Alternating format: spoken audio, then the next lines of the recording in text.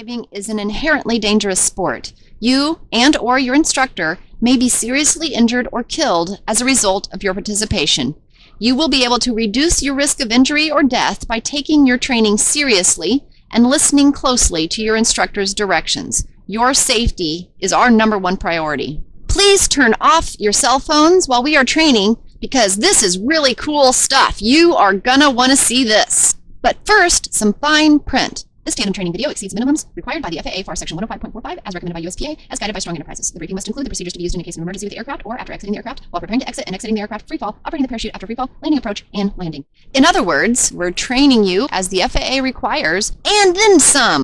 Tandem training. It's different from just a tandem ride. What does that mean? That means you are allowed to participate in this skydive to the fullest extent that you can. It's like choose your own adventure. Tandem was originally designed in 1983 as a training tool, paralleling how we learn best. Just like how we learn how to drive a car, you go with someone and can do much of the tasks yourself, but the instructor is there to take over in case you need help. We will teach you how to be in the right body position, how to be aware in free fall, how to read your altimeter so that you know how high we are, and how to pull the parachute open for yourself. We also teach you how to help steer. That sounds like a lot to remember. Your instructor can take over most tasks if you forget. There are, however, 2 important jobs that your instructor cannot do for you. While you watch this video, see if you can figure it out. After you watch this video, a tandem instructor will ask you questions and answer any questions you may have, then physically practice with you. After that, we will coordinate with Manifest so we can sequence tandem students in order. We will let you know when it's your turn to jump. We can break up the skydive from start to finish in 6 parts. First, you gear up, then you ride in the plane, then you exit the plane, go into free fall, deploy then steer your canopy to the ground for landing. Your instructor will let you know when it is time to gear up. Prior to gearing up, you need to remove jewelry, empty your pockets, and use the restroom. We will assist you in putting on your harness. In addition to the harness, you will also be given goggles to protect your eyes. The equipment you will be jumping with is state-of-the-art technology manufactured by the people invented tandem jumping. It is equipped with a computer-based automatic opening device for the reserve parachute. Your instructor has a handle to open the main parachute, and so do you. You will walk out to the airplane with your instructor. Watch out for the propeller and approach only from behind and only with your instructor. Your instructor will tell you where to sit in the airplane. Watch your head on the wing and the door. You will wear your seatbelt and leave it on until instructed to take it off. If there is any emergency during the plane ride, follow your instructor's directions. You may be asked at any time to get into the arched body position or give yourself a hug by placing your hands on your harness. Do not try to adjust your harness yourself. It may seem loose while you're sitting hunched over in the airplane, but leave it alone. If you are unsure or feel uncomfortable, tell your instructor. But be assured your instructor will check that you are tight and secure before exit. The plane ride takes about 20 minutes, so relax and enjoy the view. When you are almost at exit altitude, your instructor will direct you to get into position so he can attach the harness you are wearing to his parachute container. You will be attached at 4 places: at the top, right and left, and at the hip, right and left. Your instructor will also show you where your main ripcord is, which would be to your right hip behind you. You can feel with your right hand where the ripcord is, but don't pull it in the airplane or your skydive will be over before it begins. Your instructor will also tighten the straps on the side to make the 2 of you as close as she can. You may have to sit hooked up ready for exit for a couple of minutes. When the plane flies over the airport at jump altitude, the door will be open. Then you and your instructor will move together into position to get ready for exit. Then give yourself a hug in preparation for the arch. Take a deep breath and let it go. Relax. Yeah, right. When I'm about to hurl a planet at my face. Soak this moment in. You are about to jump out of a perfectly good airplane. Your instructor will give the command to leave the plane. The exit goes like this: my foot, your foot. Left knee out, arms crossed, chin up. Ready, set, arch.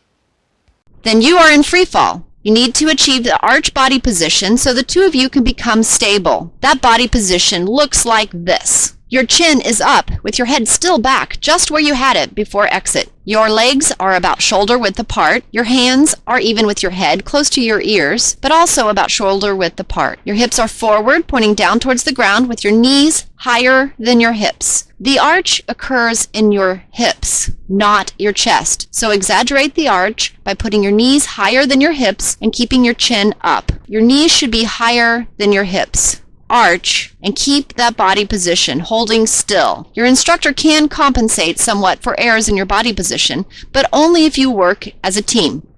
As soon as the tandem team is stable, your instructor throws a drogue to slow the speed so that you can fall at the rate of a single skydiver. The drogue is also necessary for the deployment of the parachute. You will know that the instructor has thrown the drogue because she will give you a thumbs up. If you don't see the thumbs up, no worries. You are now in free fall, going towards the earth at a mere 120 miles an hour. But it doesn't feel like you are falling since you are going a constant rate. You feel like you are completely free and flying on a cushion of air. During this time, continue to maintain the arch by having your knees higher than your hips and your chin up. You may gently move your arms and head and look around. If you are getting video or still pictures, you can look for the photographer in free fall. Maintain your arch, but you will need to move your head to look left to read your altimeter. Free fall lasts around 40 seconds. That's really not a long time. Have you ever stood hungry in front of the microwave waiting on that burrito? 45 seconds can be a long time.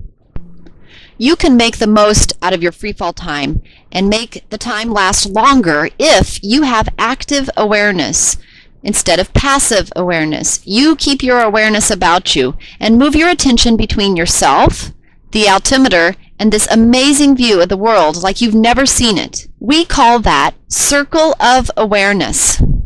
Me, altimeter, the world. Me, altimeter, the world. Free fall is so much fun, but at some point you're probably going to want a parachute open. At 6,000 feet, we give you the opportunity to pull. At 6,000 feet, your altimeter looks like this. If you want to pull just above 6, let your instructor know by waving with both hands, then reach down with your right hand and pull the ripcord. If you forget to wave, just pull anyway. We can see you're reaching for the ripcord. If you do not wave off and pull the ripcord, your instructor will deploy the parachute 5,000 feet. When your canopy starts to open, you will transition to sitting upright. After the canopy is fully opened, your instructor will hand you a set of toggles that control the canopy steering left and right, plus braking, which slows you down for landing. Although it is too loud for you to hear your instructor's directions in free fall, under canopy you can hear your instructor and she can hear you. It is important to listen closely and follow your instructor's directions. As you fly, he will teach you the basic concepts of controlling a canopy. If you like roller coaster rides, you can build your own private roller coaster in the air. I like roller coaster rides. You can turn gently or spiral fast. Or, if you prefer, you can simply sit and float quietly above the earth as if in a giant swing and enjoy a calm view with minimal turning. You will also practice up high what you need to do for landing. As you get close to landing, your instructor will remind you what body position you need to have by saying something like, lean back and look up, arms up, feet up, knees up, toes in the air, then right before touching the ground, 1, 2, 3. In what's called the flare. Let's see this again slower. Lean back and relax, looking out. Looking out instead of straight at the ground allows you to see much more, so you can allow the ground to come up to your feet instead of trying to reach to the ground. Although it might be instinctive to stick your feet down and reach for the ground, you create a greater risk of injuring yourself and or your instructor, so keep your feet and knees up. Alright, let's continue. This means the canopy will be flying at full speed, and the ground may seem to come up quickly. Wait, flare in 3 stages. 1, 2, 3. This count may be fast. 1, 2, 3. Or slow. 1, 2, 3. Depending on how the parachute responds in your conditions. The flare slows the descent for landing, but you may still have some forward horizontal speed. That's okay. That's why you need to keep your feet and knees up and let the ground come up to you. Once your feet have touched the ground, let go of the toggles so the canopy can be collapsed. Depending on the winds, temperature, density, altitude, your weight, the timing of the flare, and many other unpredictable factors, you may have anything from a stand-up tiptoe landing to a sitting or sliding landing to what we call a crash and burn landing. In most cases, a coordinated sliding landing is preferred to reduce the possibility of injury. Unless your instructor tells you differently, exactly upon landing, plan on sliding in. What does it take to jump solo? The world of skydiving is amazing.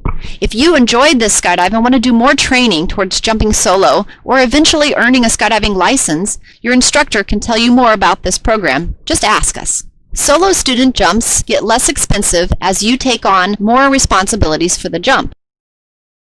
Are you ready to skydive?